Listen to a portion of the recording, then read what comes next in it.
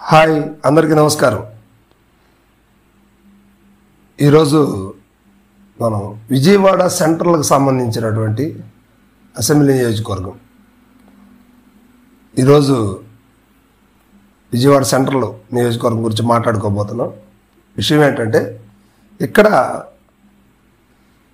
నాటి నాయకత్వం అంటే వంగవీటి మోహన్ రంగా గారి తనయుడు వంగవీటి రాధాకృష్ణ గురించి మనం ఈరోజు కొన్ని విషయాలు మాత్రం బ్రీఫ్గా తెలుసుకోబోతున్నాం. వంగవీటి రాధాకృష్ణ 2004లో పోటీ చేసి కాంగ్రెస్ పార్టీ తరఫున విజయవాడ సెంట్రల్ నుంచి ఎమ్మెల్యేగా గెలిచారు. తర్వాత 2009లో ప్రజారాజ్యం పార్టీ తరఫున పోటీ చేసి ఓటమి పాలయ్యారు.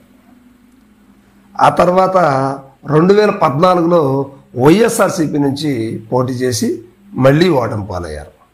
అయితే వైఎస్ఆర్సీపీ ఓడిపోయిన తర్వాత 2015లో ఆయనకి విజయవాడ టౌన్ అధ్యక్షుడు వైఎస్ఆర్సీపీ టౌన్ అధ్యక్షుడిగా ప్రకటించడం జరిగింది. అయితే అది కంటిన్యూ చేస్తూ 2019 ఎన్నికల సమయం దాకా కూడా వైఎస్ఆర్సీపీలో ఉండి అక్కడ విజయవాడ సెంట్రల్ సీట్ ఏదైతే తను ఆశించాడో అది తనకు దక్కే విధంగా లేదని చెప్పేసి ముందుగానే టీడీపీలోకి వెళ్ళిపోయారు. అయితే టీడీపీ అయినా టికెట్ ఇచ్చిందా అంటే టీడీపీ కూడా టికెట్ ఇవ్వలేదు.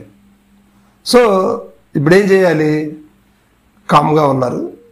2019 ఎన్నికల్లో వేరే వాళ్ళకి టికెట్ ఇవ్వటం, ఈయన మాత్రం పార్టీలోనే ఉండిపోవడం అలానే ఉండిపోయింది జరిగింది. సరే, ఇదంతా ఎందుకు ఇప్పుడు చెప్తున్నానంటే ఇటీవల ఒక వారం నుంచి రాధాకి అత్యంత సన్నిహితులైనటువంటి గుడివాడ ఎమ్మెల్యే కొడాలి నాని, గన్నవరం ఎమ్మెల్యే వల్లభనేని వంశీ వీరిరువురు కూడా వీరికి చిన్ననాటి మిత్రులని చెప్పుకోవచ్చు. అయితే కొన్ని రోజులుగా వీరితో చర్చా వేదికలు జరుగుతూ ఉన్నాయి అన్నమాట.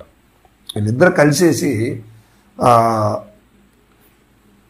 మచిలీపట్నం ఎంపీగా పోటీ చేయడానికి రాధాకృష్ణని మాట్లాడుతూ ఉన్నారు. అయితే ఆయన అక్కడ అది ఓడిపోయే సీటు, ఎందుకంటే మచిలీపట్నం జనసేన టీడీపీ పొత్తుతో ఉన్నటువంటి సీట్ అనమాట. అది చాలా బలమైన నియోజకవర్గం కనుక ఖచ్చితంగా ఓడిపోయే అవకాశాలు అయితే ఉన్నాయని చెప్పేసి అర్థమవుతుంది.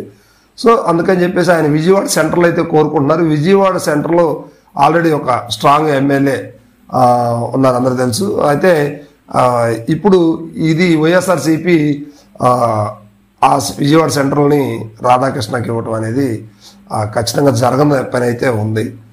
మరి ఇప్పుడు రాధా పార్టీలోకి వైఎస్ఆర్సీపీలోకి ఎంట్రీ ఇస్తే ఎక్కడి నుంచి పోటీ చేస్తారనేది కొంచెం చర్చనీయాంశంగా ఉందన్నమాట. సో ఇదంతా కూడా ఏంటంటే ప్రస్తుతానికైతే జరుగుతున్న టాపిక్. దీని మీద విజయవాడ సిటీలో పెద్ద చర్చ జరుగుతూ ఉంది. అయితే ప్రస్తుతం జగన్మోహన్ రెడ్డి చేసే మార్పులను అయితే కొన్ని చోట్ల ఈరోజు ఇప్పుడు ప్రకటించినటువంటి లిస్టు ప్రకారం అయితే ఈరోజు ఇప్పుడే 8వ జాబితాను కూడా రిలీజ్ చేయడం జరిగింది. కొన్ని చోట్ల ఆల్రెడీ ఇన్ఛార్జిని ప్రకటించినటువంటి చోట కూడా మళ్ళీ ఆ ఇన్ఛార్జిని మార్చేసి మళ్ళీ కొత్త వాళ్ళకి అభ్యర్థులుగా ఇవ్వటం అనేది జరుగుతూ ఉంది. కనుక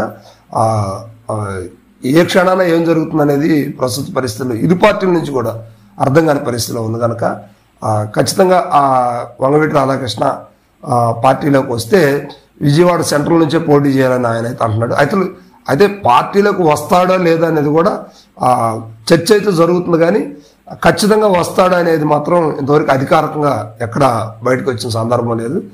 వారి స్నేహితులైనటువంటి వాళ్ళు మాట్లాడుతున్నారు అనేది మాత్రం అక్కడ జరుగుతున్నటువంటి విషయం అనమాట.